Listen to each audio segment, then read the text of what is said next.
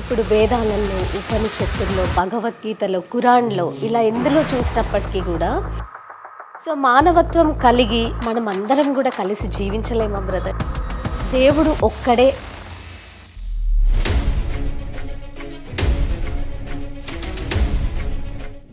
Okay brother, అయితే ఇంకొక ప్రశ్న ఏంటంటే ఇప్పుడు వేదాలలో, ఉపనిషత్తుల్లో, భగవద్గీతలో, ఖురాన్లో ఇలా ఎందులో చూసినప్పటికీ కూడా దేవుడు ఒక్కడే అనే కాన్సెప్ట్తోని ప్రపంచం నడుస్తుంది. మనం మానవత్వం కలిగి జీవించాలి. మానవత్వం కలిగి మనం అందరం కూడా కలిసి జీవించలేమా బ్రదర్?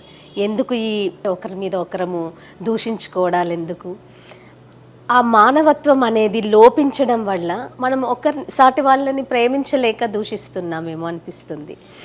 ఆ ప్రేమ గనుక మన అందరి మధ్యలో వస్తే దేవుని స్వర్గం నిజంగా ఇళ్ళలోనే చూస్తాం మనం. అది రావాలంటే మనం అందరం ఎలా కలిసి జీవించాలి? భారతీయులుగా ఐక్యంగా ఎలా జీవించాలంటారు? వాస్తవానికి మీరు అడిగిన ప్రశ్న, అంటే మీలాంటి ఆలోచన భావన కలిగి ప్రపంచంలో ప్రతి దేశంలో చాలామంది ఉన్నారు. విచిత్రం ఏమిటంటే దూషణ, ద్వేషం, ఈ అల్లరి అనేది సగటు సామాన్యమైన మానవుడు కాదు చేస్తుంది, అధికారాల్లో కూర్చున్న వాళ్ళు చేస్తున్నారు. రెండవది వారితో పాటు ఉన్నటువంటి అనుచరులు చేస్తున్నారు.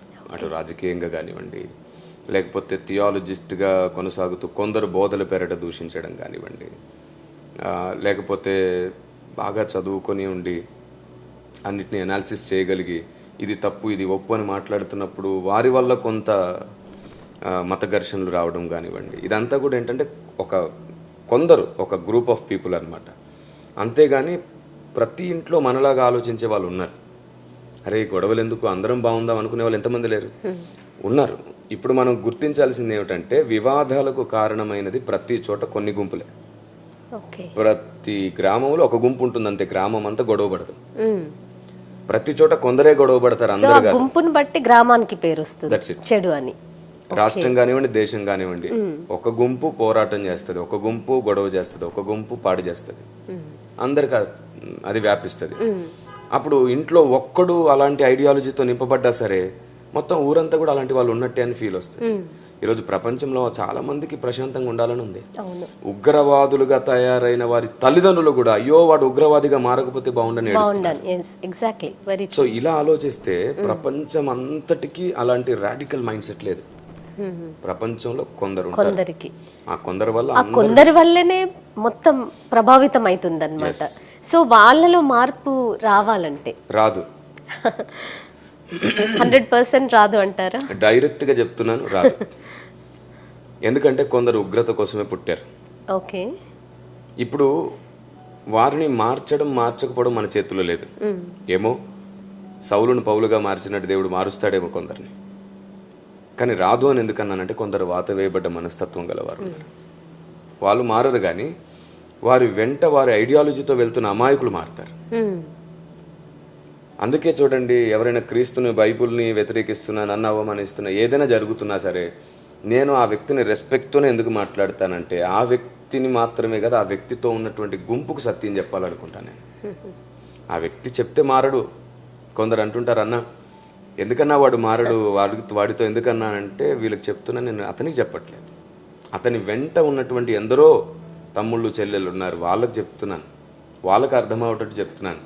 ఇతని మూర్ఖత్వాన్ని బట్టి మనకు కోపం ద్వేషం వస్తుంది. మన కోపం ద్వేషం వారు వెంటున్న వ్యక్తులకి ఇంకా చేదవుతుంది. మనం చెప్పే సత్యాన్ని వాళ్ళు ద్వేషిస్తారు.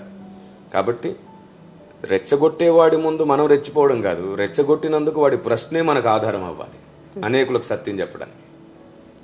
కాబట్టి అందరం కలిసి ఉంటాం, అందరం కలిసి ఉండాలి, కానీ అందరు కలిసి ఉండం. అవ్వదు. ఎందుకు అవ్వదు అంటే దేశం మీదకి దేశం లేస్తుంది, రాజ్యం మీదకి రాజ్యం లేస్తుంది, ఆయన రాకడలు జరిగేదే అది.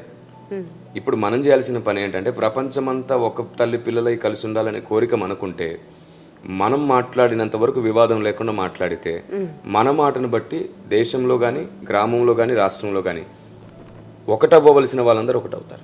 ఐడియాలజికల్గా అందరూ ఒకటైతేనే ఈ వివాదాలు, గొడవలు పోతాయి. మళ్ళీ చెప్తున్నా, ఐడియాలజికల్గా ఒకటైతేనే, మతపరంగా ఒకటి అవ్వద్దు, కులపరంగా ఒకటి అవ్వద్దు, ఆలోచన పరంగా అందరం ఒకటవుదాం, అంతా బాగుంటుంది. అంటే కుల మతాలకు అతీతంగా మన బ్రతుకులు కుల మతాలకు అతీతంగా అందరు ఐడియాలజికల్గా ఒకటైతేనే ఒకటైతే. ఆ తర్వాత ఆ ఒక్క దేవుడు దొరుకుతాడు. ఓకే బ్రదర్, అయితే ఇంకొక ప్రశ్న ఏంటంటే